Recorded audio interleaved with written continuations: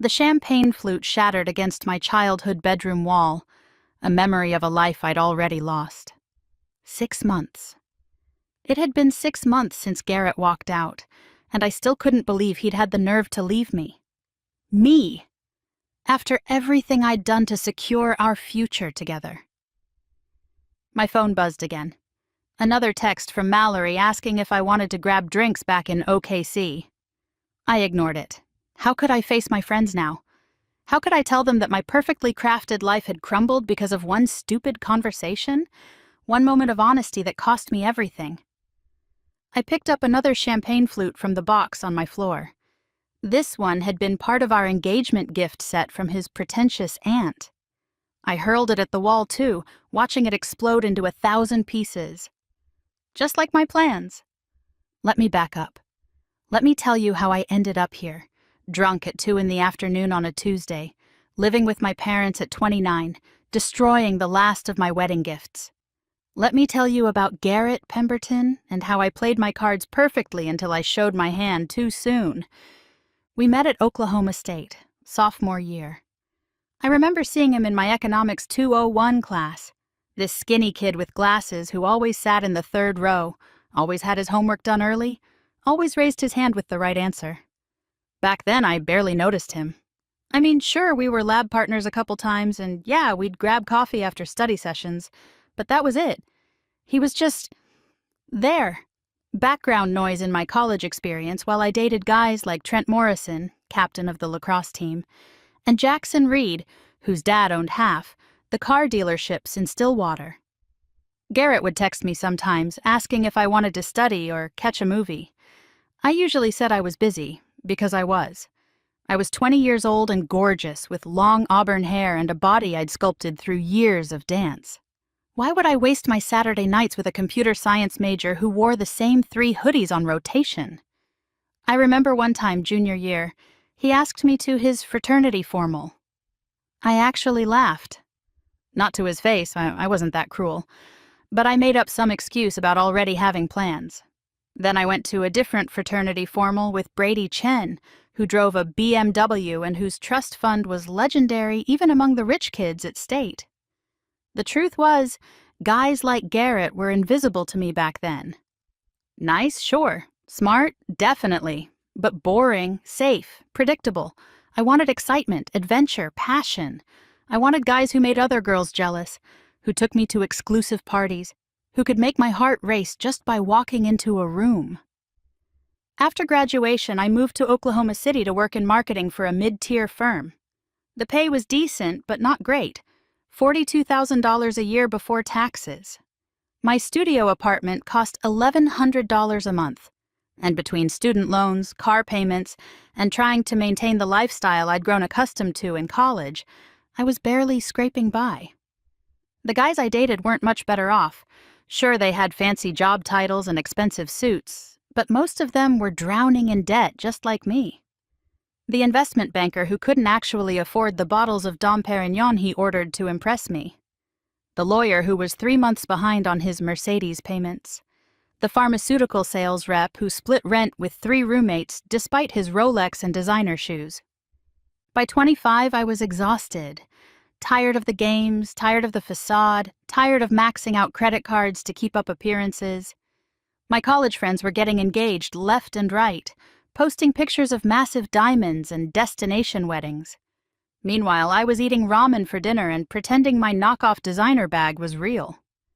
That's when I ran into Garrett at a Whole Foods in Nichols Hills. I almost didn't recognize him. Gone were the ill-fitting hoodies and thick glasses. He'd clearly been working out, gotten contacts, and his clothes. Well, they weren't designer, but they fit him perfectly. Clean, classic, expensive without trying too hard. "Sloan," he said, his face lighting up with genuine surprise. "Sloan Whitfield? Is that really you?" I forced a smile, trying to discreetly slide the generic cereal in my cart under the organic kale. "Garrett! Oh my God, how are you?" We chatted by the Olive Bar for a few minutes, catching up on the years since college. He mentioned something about a startup, some technical jargon I didn't really understand. I nodded along, making the right noises, already planning my exit strategy. "Hey, we should get coffee sometime," he said as I started to edge away. "Catch up properly. Are you free this weekend?" I almost said no, almost made up another excuse like I had a dozen times in college. But then I noticed his watch. A Patek Philippe. Understated, elegant, and worth more than my annual salary. "Sure," I heard myself saying. "Coffee sounds great." That coffee date changed everything. Garrett wasn't the awkward kid from economics anymore. He was confident, successful, and more importantly, he was rich. Really rich. His startup had been acquired by a major tech company, and he'd walked away with a 7-figure payout. Now he was working on another venture with even bigger potential. But here's the thing that made it all so easy. He still looked at me the same way he had in college. Like I was this unattainable goddess who had finally deigned to notice him. Every compliment I paid him, every laugh at his jokes, every casual touch on his arm, he absorbed it all like a man dying of thirst in the desert. Within a month, we were officially dating. Within 3 months, I'd moved into his penthouse apartment in Deep Deuce. The place was ridiculous. 3,200 square feet, floor-to-ceiling windows, a kitchen that belonged in a magazine. The rent alone was $6,000 a month, and he paid it like it was nothing. My friends were impressed. Hell, they were jealous. Mallory actually pulled me aside at her birthday party to ask how I'd managed it. "I always knew Garrett had a thing for you in college," she said, her voice tinged with envy. "But I never thought, who would have guessed he'd turn out like this?" "I know, right?" I laughed, sipping champagne that actually tasted good for once. Life's funny sometimes. What I didn't tell her was how calculated it all was. How I'd studied Garrett like a subject in school, learning exactly what he wanted to hear, exactly how to make him feel like the luckiest man alive. He wanted to feel desired. I couldn't keep my hands off him. He wanted intellectual stimulation. I read tech blogs and business journals so I could discuss his work. He wanted someone who believed in his dreams. I became his biggest cheerleader. The sex was fine.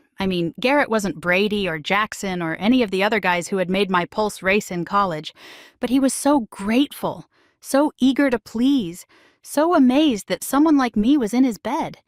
I could work with that. I'd had passion before. What had it gotten me? A broken heart and an empty bank account. With Garrett, I had stability, security. I quit my marketing job. He insisted I didn't need to work, that I should focus on finding my passion.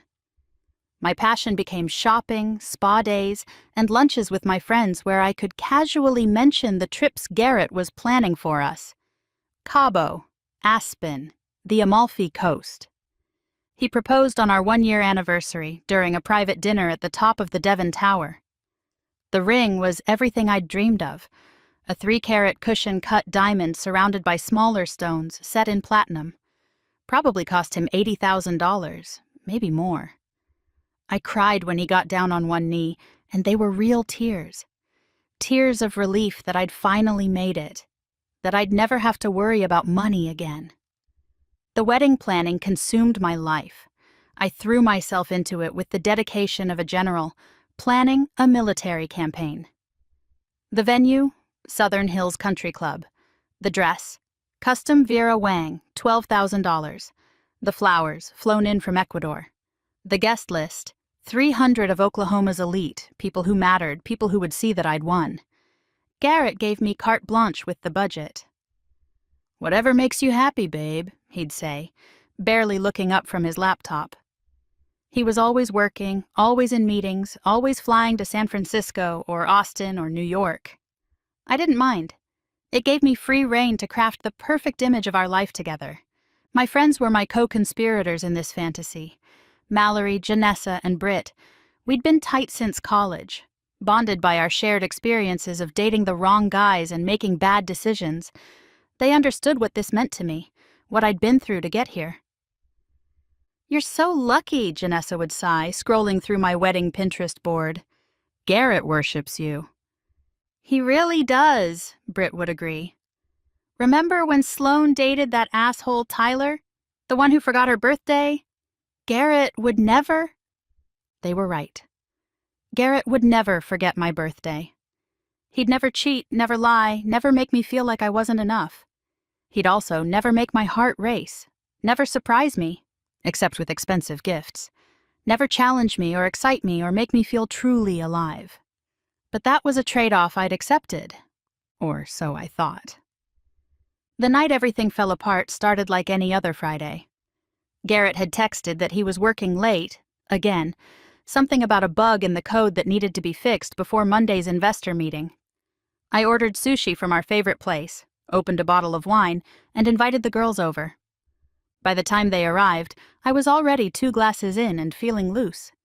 Mallory brought another bottle of wine, Janessa brought gossip about her latest Tinder disaster, and Britt brought wedding magazines she'd picked up for inspiration. We sprawled across the living room, shoes kicked off, wedding magazines spread across the coffee table, wine flowing freely. The conversation drifted from wedding details to relationships to sex, as it always did after enough alcohol. "I still can't believe you're marrying Garrett Pemberton," Mallory laughed, refilling her glass. "Remember when he asked you to that formal junior year? You said you'd rather go to the library." "I did not say that," I protested, but I was laughing too. "You literally did," Britt chimed in. "You said, and I quote, 'I'd rather spend my Saturday night in the library than pretend to have fun with Garrett Pemberton.'" "Well, things change," I said, holding up my engagement ring. The diamonds caught the light, sending little rainbows across the walls. "They sure do," Janessa agreed. "From library nerd to tech millionaire. You played the long game, Sloane."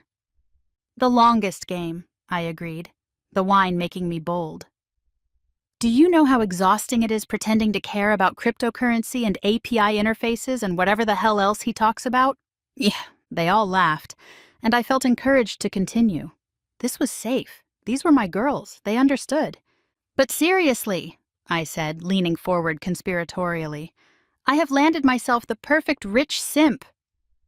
The word came out before I could stop it. Simp. It felt good to say it out loud, to acknowledge what I'd been thinking for months. "Sloane!" Mallory shrieked, but she was giggling. "What?" "It's true, I was on a roll now. He does whatever I want. I literally control everything. The apartment, the wedding, the vacations. I say jump, he asks how high, but usually he's too busy coding to even jump." "But do you love him?" Britt asked, always the romantic. I took another sip of wine. "I love the life he gives me. I love that I'll never have to check my bank balance before buying something. I love that my kids will go to private school and have trust funds." "That's not what she asked," Janessa pointed out. "Love is overrated," I said, waving my hand dismissively. "I loved Brady. Where did that get me? Crying in my car when he cheated with that sophomore? I loved Jackson. He couldn't even commit to dinner plans, let alone a relationship." "But Garrett's different," Britt said softly. "Exactly," I exclaimed. "He's different because he's boring. Safe, predictable. He thinks I'm this perfect woman who finally noticed him after all these years. He has no idea that I used to mock him in college. No idea that I'm only with him because—" I trailed off, the wine suddenly making me feel too honest. "Because what?" Mallory pressed.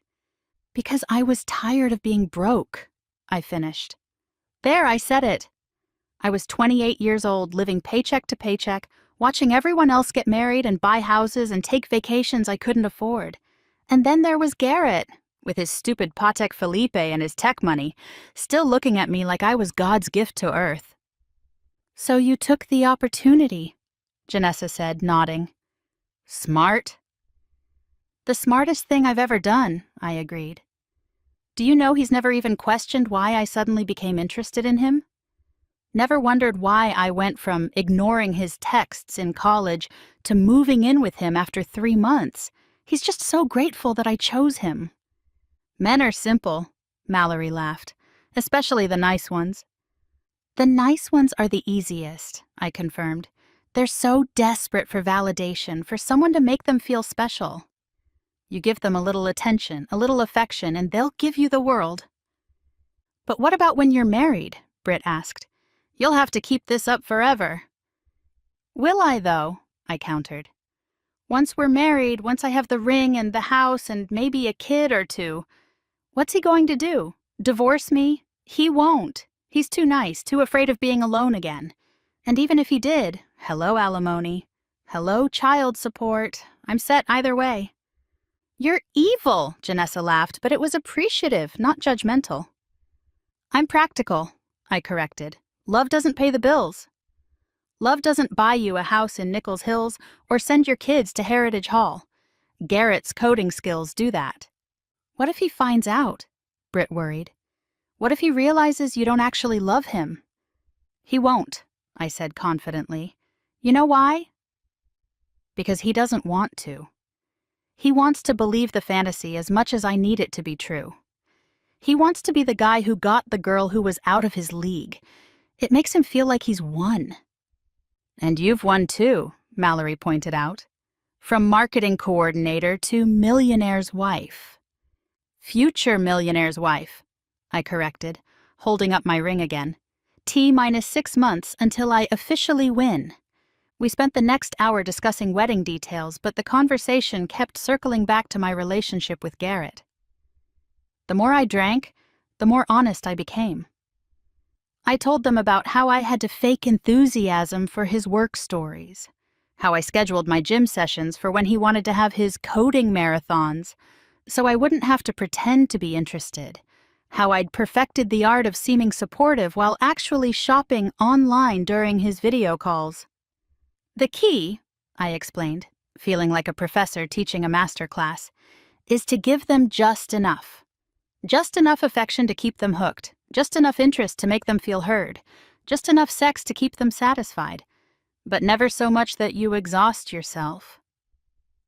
You should write a book, Janessa suggested, How to Marry a Tech Millionaire. Chapter 1, I said dramatically, lower your standards, raise your bank balance. We all dissolved into laughter. I felt powerful, clever, like I'd cracked some code that other women were too romantic or too proud to admit existed. Love was for movies and romance novels. Real life required strategy. The funniest part, I continued, the wine making me cruel, is that he thinks he's so smart. He's literally a genius with computers, but he can't see what's right in front of him. His fiancé is only with him for his money, and he's too blinded by finally getting the girl he wanted in college to notice. Maybe he does notice, Britt suggested quietly. Maybe he just doesn't care. Trust me, he doesn't notice, I said. Last week he actually said, and I quote, I can't believe how lucky I am that you love me. Love him, can you imagine? What did you say? Mallory asked. I said, I love you too, babe, and then distracted him with a blowjob so I wouldn't have to keep talking about feelings. More laughter, more wine, more truth spilling out like the expensive Pinot Noir we were drinking. Sometimes I wonder what would have happened if he'd stayed a nobody, I mused.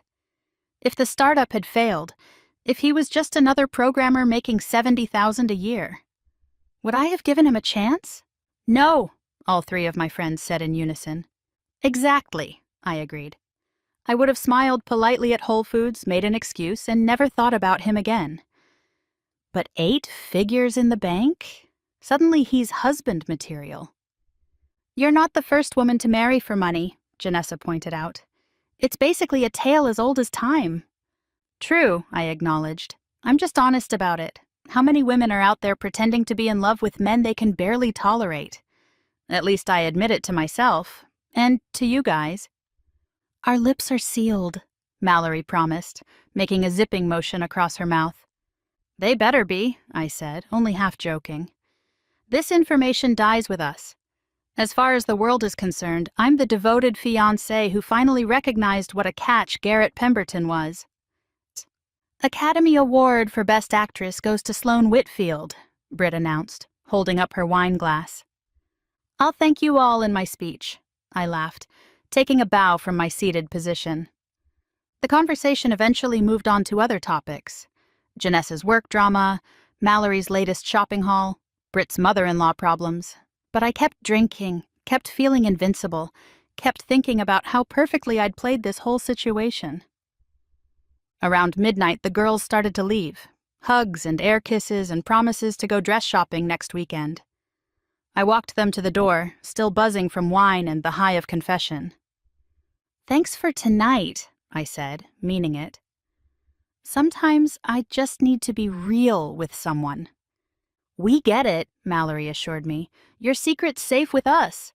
After they left, I stumbled back to the living room to clean up. Wine glasses everywhere, wedding magazines scattered across the floor. I felt dizzy but satisfied.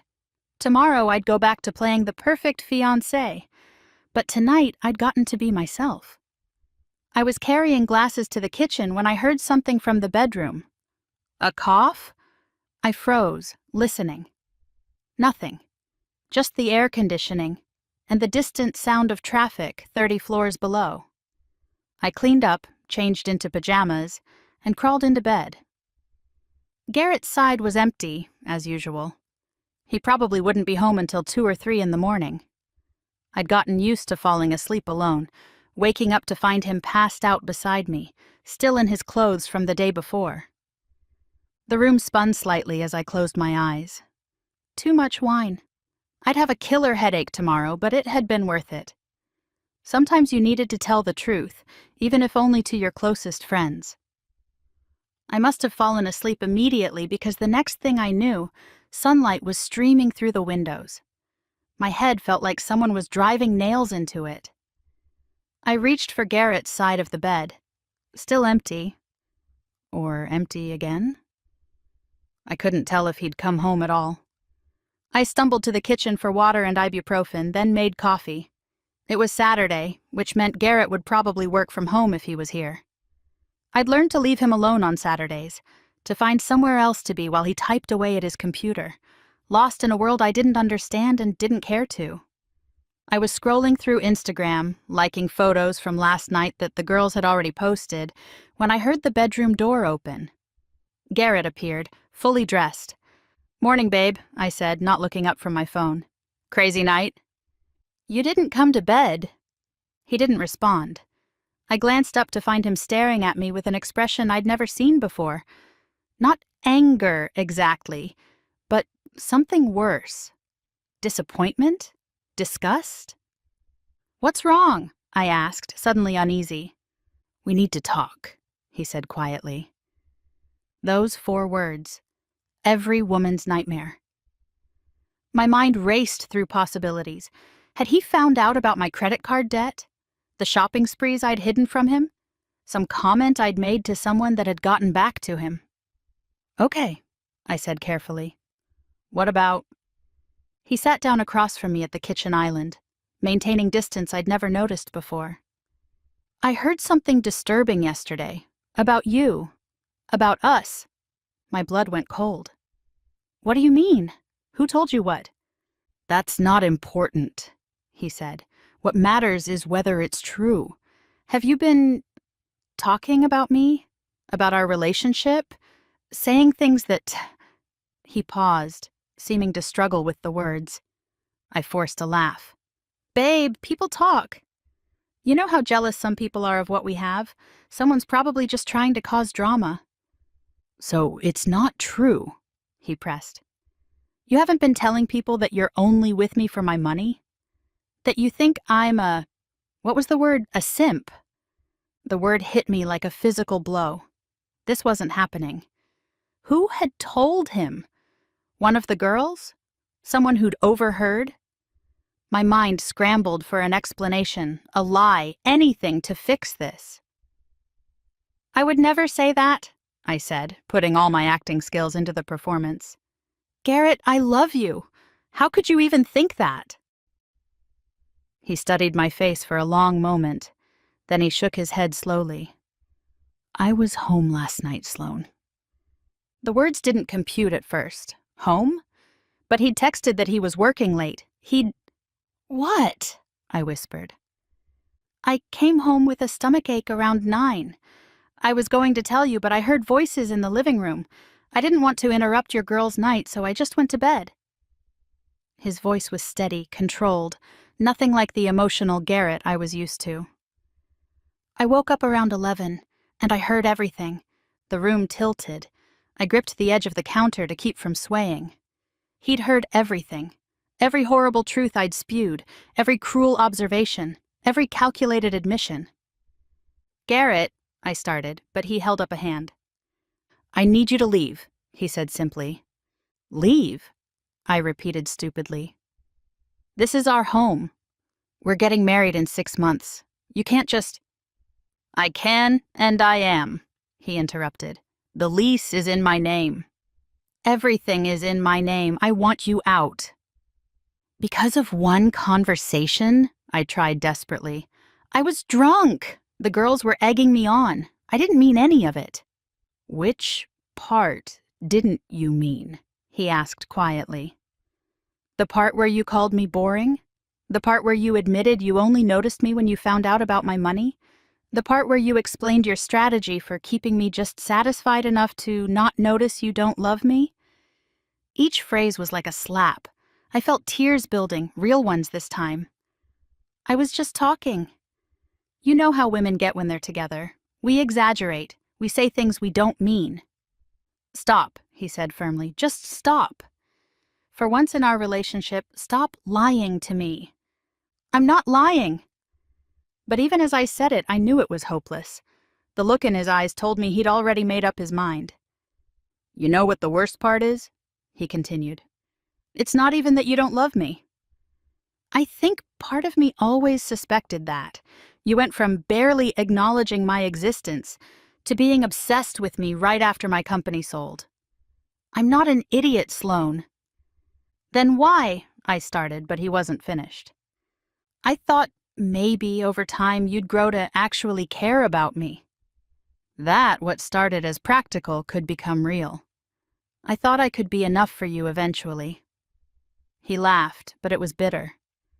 God, listening to you last night, the contempt in your voice. You don't even like me. That's not true, I protested weakly. Yes, it is. And you know what? I deserve better than that. I deserve someone who actually wants to be with me, not just my bank account. The tears were flowing now. Garrett, please, let's talk about this. We can go to counseling. We can work through this. There's nothing to work through, he said. You showed me who you really are last night, and I'm grateful for that, actually. Better to find out now than after the wedding. You're throwing away everything we have because of one drunken conversation?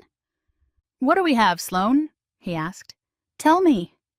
Without mentioning the apartment, the money, the wedding, the lifestyle, what do we actually have together? I opened my mouth, then closed it. Without those things, what did we have? Shared interests? Number? Deep conversations? Never. Passion? I'd faked it. Love? Only from his side. That's what I thought, he said when I didn't answer. I'll give you a week to find somewhere else to stay. After that, I'll have your things sent wherever you want them. A week, I shrieked. Garrett, be reasonable. I am being reasonable, he said. I could ask you to leave today. I'm giving you time to figure things out. What am I supposed to tell people? I asked, grasping at straws. The wedding is in 6 months. Deposits have been made. People will ask questions. Tell them the truth, he suggested, or make something up. You're good at that. The coldness in his voice was killing me. This wasn't the Garrett I knew, the one who looked at me with puppy dog eyes and did whatever I wanted. This was someone else entirely. Someone with a backbone I'd never seen before. What about the ring? I asked, hating how mercenary it sounded, but unable to stop myself. Keep it, he said. Consider it payment for services rendered. The insult landed like a punch. I'm not a prostitute. No, he agreed. You're worse. At least prostitutes are honest about the transaction. I slapped him. I couldn't help it. The crack of my palm against his cheek echoed in the silent apartment. He didn't even flinch, just touched his face and nodded as if I'd confirmed something. "Feel better?" he asked. "Fuck you," I spat. "I'll be staying at a hotel for the week," he continued as if I hadn't spoken. "Please be gone when I get back." He stood up, walked to the bedroom, and came back with a packed bag. He'd planned this. He'd packed before confronting me. This wasn't a heat-of-the-moment decision. "Garrett, wait!" I called as he headed for the door. "Please, let's just talk about this." He paused at the door but didn't turn around. We did talk. For a year, we talked. Except I was the only one being honest. And then he was gone. I sat in that kitchen for hours, staring at nothing, trying to process what had just happened. My phone buzzed with texts from the girls asking about brunch plans. I ignored them. What could I possibly say? That my carefully constructed life had collapsed because I couldn't keep my drunk mouth shut? By afternoon, I'd moved from shock to anger. How dare he? After everything I'd done for him? I'd transformed him from a nerdy nobody into someone presentable. I'd decorated his apartment, planned social events, made him look like a success instead of just another tech geek with money. And this was how he repaid me? But the anger couldn't sustain itself, because underneath it was the cold, hard truth. I'd fucked up. I'd gotten comfortable, gotten sloppy. I'd forgotten the cardinal rule of gold digging: never admit it out loud, never break character, never let them see behind the curtain. I spent the week looking for apartments I could afford on my own. The options were depressing. Studios in bad neighborhoods, shared apartments with strangers. Nothing like the luxury I'd grown accustomed to. My friends rallied around me, but their support felt hollow. Mallory offered her couch, but I could see the calculation in her eyes. Was I toxic now? Would associating with me hurt her own chances? Janessa was full of advice about getting a lawyer, going after alimony, but we weren't married yet. I had no claim on anything. Britt just kept saying how sorry she was, but I could tell she was thinking about her own husband, wondering if he'd overheard any of her less-than-loving comments over the years. The humiliation was the worst part. Having to call vendors to cancel wedding services, having to tell my family the engagement was off, having to watch my carefully curated Instagram life dissolve as I deleted photos of us together, removed bride-to-be from my bio, tried to pretend like this was mutual, amicable, for the best. But people talked. Of course they did. Oklahoma City's social circles were small, incestuous. Word got out that I'd been dumped, that Garrett Pemberton had kicked me out with nothing. The speculation was vicious. He'd caught me cheating. I'd stolen from him. He'd found someone younger, prettier, better. The truth was almost worse. He'd simply realized I didn't love him. I moved back to Tulsa, back to my parents' house at 29 years old. The shame was suffocating. My childhood bedroom with its twin bed and faded posters felt like a prison. My mother tried to be supportive, but I could see the disappointment in her eyes. She'd been so proud when I'd gotten engaged to Garrett, had bragged to all her friends about her daughter marrying a tech millionaire. Now she had to explain why I was living at home again, working at a marketing agency for $45,000 a year. The last time I saw Garrett was 3 months after he'd kicked me out. I was in Oklahoma City for a work conference, staying at a mediocre hotel by the airport. I decided to go to our old favorite restaurant, his favorite, really, I'd always thought it was overpriced, for dinner. Alone. I was sitting at the bar, nursing a glass of house wine I could barely afford, when I saw him. He was at a corner table with a woman. Pretty, but not stunning, girl-next-door type with minimal makeup and a genuine smile. The kind of woman I would have dismissed as basic, boring, beneath notice. But the way she looked at him, the way he looked at her, it was real in a way that made my chest ache. They were laughing at something, and his whole face was transformed. He looked younger, lighter, happier than I'd ever seen him in our entire year together. He must have felt my stare because he glanced up. Our eyes met across the restaurant. I waited for some sign of the old Garrett, the one who'd worshipped me, who'd done anything to make me happy.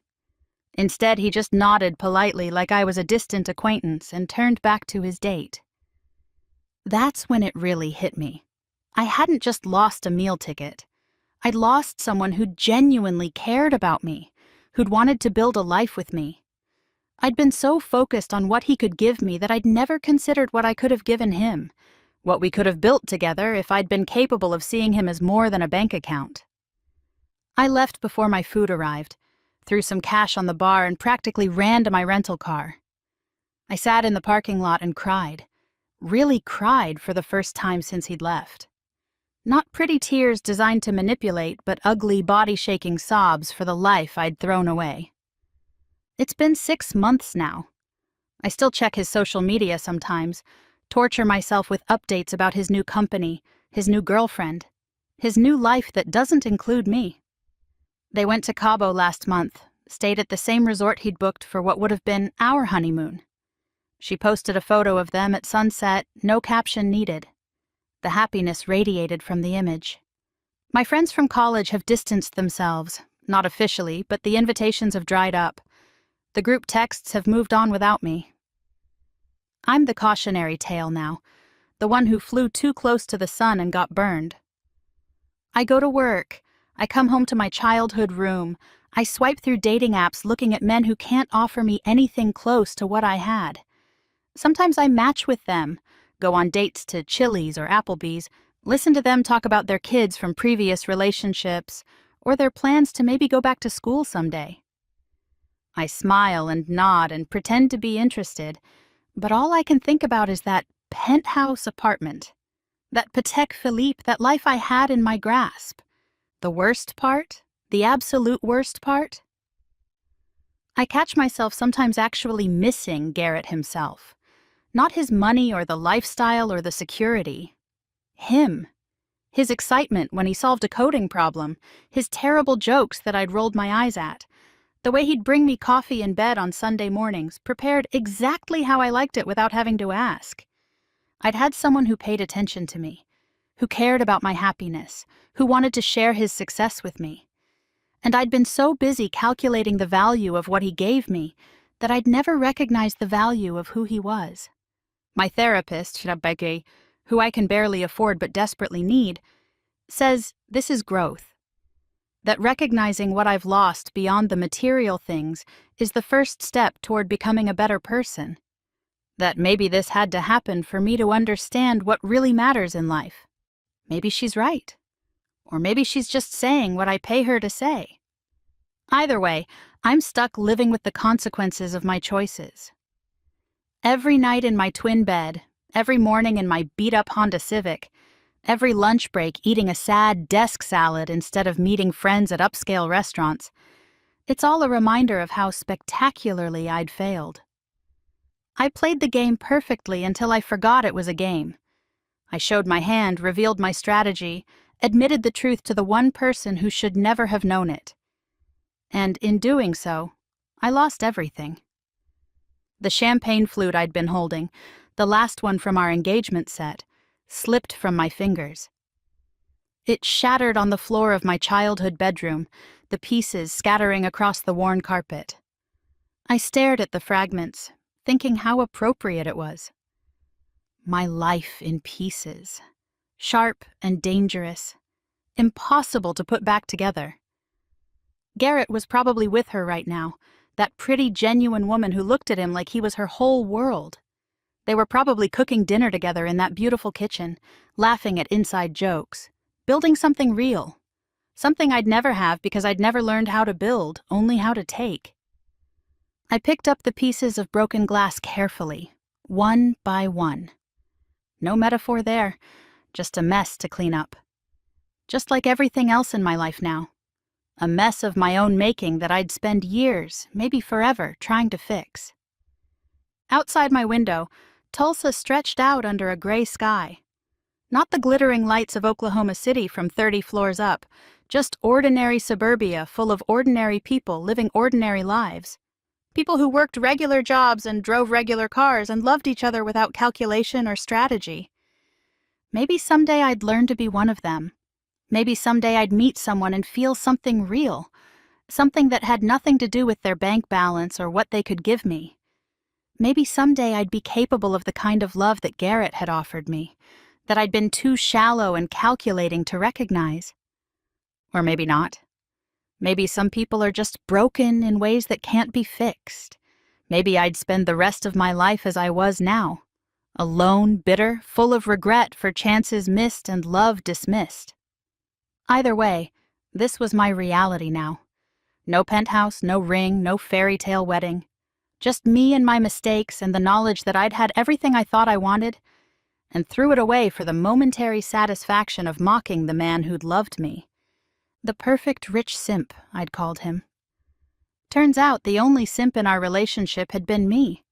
Too stupid to recognize real love when it was right in front of me. Too shallow to see value in anything that couldn't be deposited in a bank account. Too proud to keep my mouth shut when it mattered most. And now, like they say, pride goes before a fall. And what a fall it had been.